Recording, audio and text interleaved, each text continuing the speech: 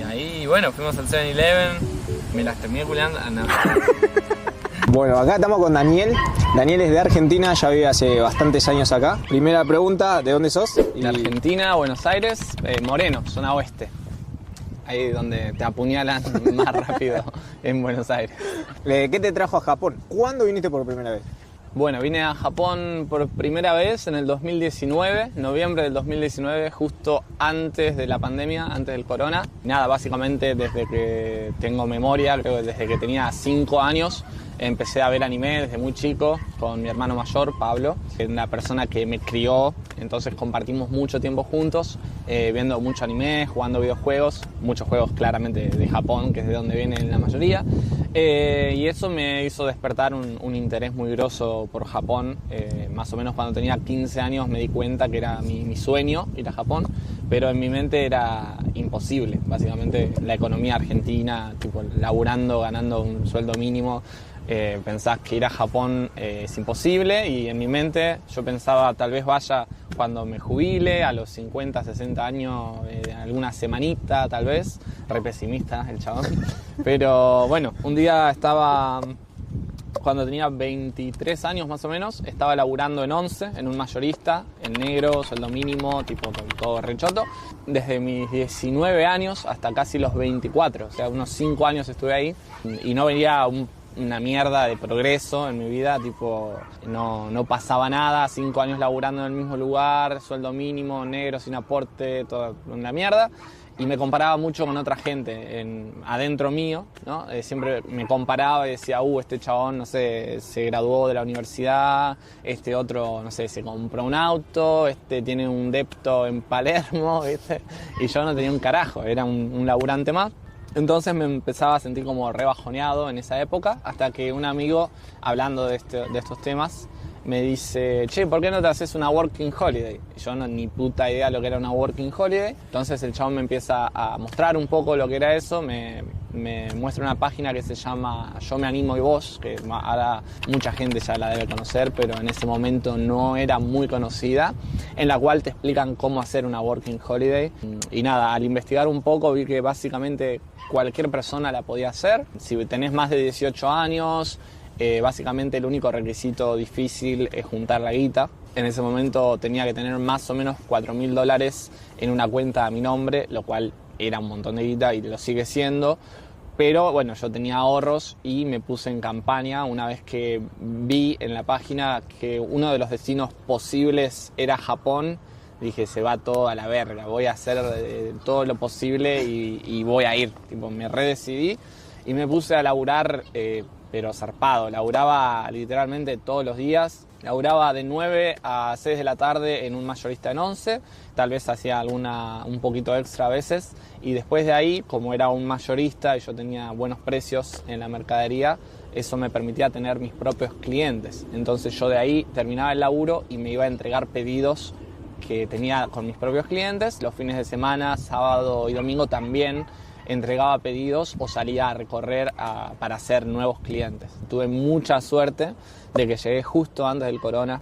Entonces cuando cierran las fronteras, que empieza a estar fuerte el corona, el lockdown, ¿no? Y que no podías volver a tu país, a mí me benefició una bocha, porque la Working Holiday es una visa que dura 1 año y no se puede extender, pero debido al corona me la terminaban extendiendo una y otra vez y me terminé quedando 3 años en vez de 1. En el transcurso de esos 3 años aprendí a hablar japonés, tuve novias japonesas, como que me cambió todo un montón la manera de pensar y los planes a futuro. Ya decidí en ese momento que quería quedarme en Japón para siempre y buscaba la vuelta de cómo carajo hacer, ¿no? Porque una vez se te termina la Working Holiday, tenés la opción de cambiarte a visa de estudiante o a visa de trabajo. Como yo no soy graduado de una universidad, es un poco más complicado. ¿Que se puede? Se puede.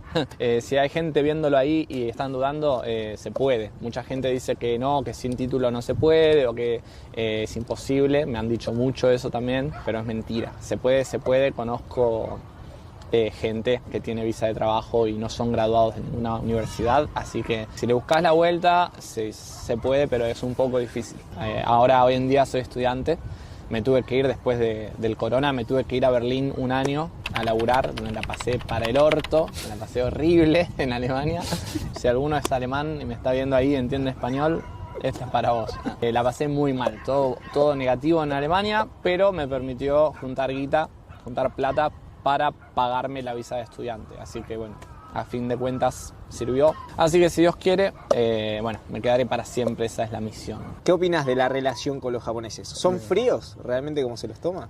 Depende, hay de todo. Bueno, primero que nada, el japonés ebrio, el japonés que toma alcohol es nada que ver a lo que estamos acostumbrados. El japonés generalmente es introvertido, tímido, máxime, como dicen en japonés, como que sigue las reglas, muy serio. Muy serio, muy estructurado, pero el japonés de fiesta en Roppongi tomándose 2 birras cambia totalmente. Ahí es cuando si querés hacer amiguitos, o sea, porque no van a ser tus amigos profundamente tal vez, pero si querés hacer una amistad así de bar, es fácil.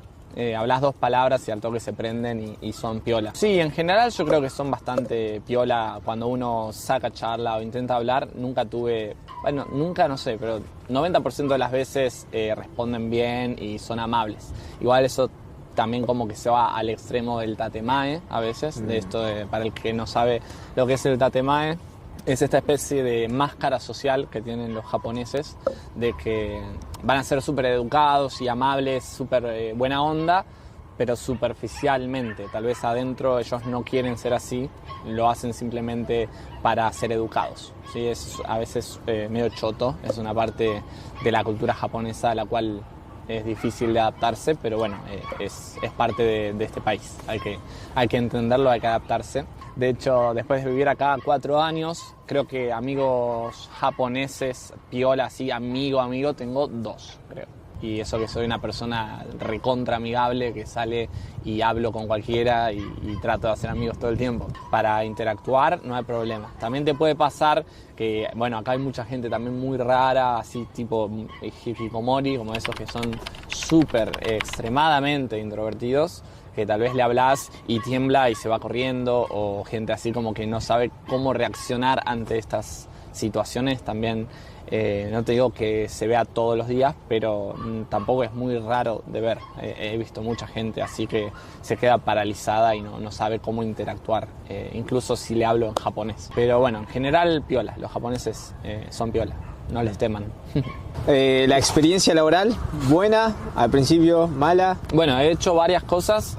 Trabajé por 3 años en una logística que es una de las más conocidas de Japón, se llama Sagawa, que es una empresa súper japonesa. Sos básicamente un soldadito ahí, o sea, tenés que seguir las reglas, lo que diga el jefe es palabra del señor, ¿viste? Es sagrado, no te podés rebelar, no podés hacer una mierda, tipo, es todo muy estructurado y era un trabajo físico, era un laburo de armar pedidos y mover cajas con un carrito en una warehouse todo el día. En su momento, bueno, me alimentó, me permitió hacer de todo, y lo bueno es que durante el corona eso nunca frenó porque era una logística, entonces estábamos incluso más atareados que de costumbre, pero como trabajo en sí, bastante malo. También sueldo un poquito más alto que el mínimo, tampoco era la gran cosa. Del 1 al 10 le pongo un 6. Está bueno para generar plata y podés tener laburo fijo siempre, pero el tema de seguir tanto las reglas y esto de tener que usar casco, botas, el uniforme es una paja total. Después de eso trabajé como camarero en un restaurante italiano muy bueno y ahí me cagaba de risa porque a los tanos les chupan un huevo las reglas japonesas. Me acuerdo de una anécdota del tano, era el encargado, encima un señor grande, tipo 50 y pico de años, ¿viste? Todo súper serio el chabón. Y en un momento, un día hubo 2 japonesas que estaban comiendo y de repente se escucha un grito como ¡Kia! ¿Viste? Como un re grito, un alarido, y fuimos todos a ver qué onda, qué había pasado, ¿viste? Nos asustamos ahí qué pasó, y había un escarabajito así abajo de la mesa, y el Tano vio así, hizo como los ojos para arriba, ¿viste? Como esta pelota. Y le pregunto yo de lejos, le digo, ¿qué pasó, Pino? ¿Qué pasó? Me dice, había una minca así, me dice, poronga así, me dice, había abajo de la mesa, me dice el Tano. Yo me estaba tentando, estaba por cagar de risa, ¿viste? Un restaurante súper también fino, súper de alto nivel, el restaurante ese. Y el encargado que te diga, había una poronga así abajo de la mesa, me retenté. No me la iba a esperar nunca. A ese restaurante, si pagaran un poco más para lo que generan, porque ganaban bastante buena plata, era un lugar de como medio de renombre, muy conocido. Si pagaran más, tal vez le doy un 9, un 10, pero el salario también era medio el mínimo. Los beneficios eran que podías comer comida muy buena, tipo estaba el macanay, el almuerzo del trabajo estaba incluido, entonces comía pastas, buenísimas pastas, pizza, toda comida hecha por los chefs, muy buena, gratis. Con un sueldo mínimo en Japón se puede vivir, no te va a faltar nada, eso es muy positivo de Japón. Por más que ahora dicen que el yen está desplomado, que hay inflación, no saben lo que es la verdadera inflación claramente. Con un sueldo mínimo todavía hoy en día se puede vivir bien. Y después, bueno, no tengo experiencia yo trabajando en granjas o en fábricas, aunque bueno, esto de la logística era parecido a una fábrica, pero dicen que es terrible, te levantás a las 3 de la mañana y laburás 12 horas al rayo del sol, viste, una locura. Y encima agachado, todo encorvado. Agachado, te partís la espalda, pero bueno, como generalmente dan casa y tenés comida, no gastás un porongo, no gastás nada, entonces te permite ahorrar guita. Y hay muchas veces que sponsorean visas también.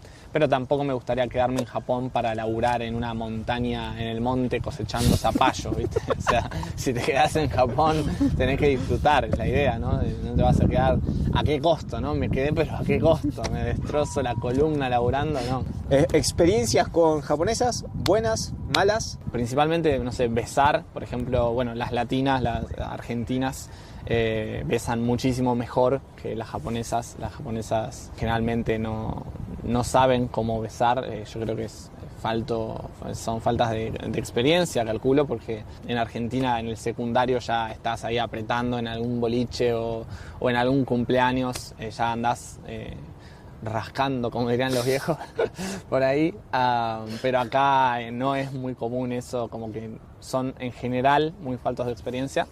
Así que los besos acá tal vez vos querés tipo una tranza en el barrio, querés transarte una japo, chapar, y acá como que te ponen la boquita tipo y hacen este ruidito tipo y te ponen los labios así y como que vos tenés que hacer todo, no se siente muy bien a veces. Obviamente no es el 100% de las japos, pero ha pasado muchas veces que, bueno, sí, eso de que el beso es como así y estás besando un maniquí tal vez. Tenés dos tipos de japo muy distintas. Tenés la japo buena de casa que nunca salió a ningún lado y tenés la japo que ya la tiene clarísima, está en Roppongi bailando salsa todas las noches y que, bueno, la Gaijin Hunter, ¿no? La que está en busca de un extranjero y que ya antes que vos estuvo con 30 extranjeros tal vez. Entonces ya sabe y es una japo que es totalmente distinta, que no se puede comparar al otro tipo. Es como parecieran dos mundos distintos, no sé.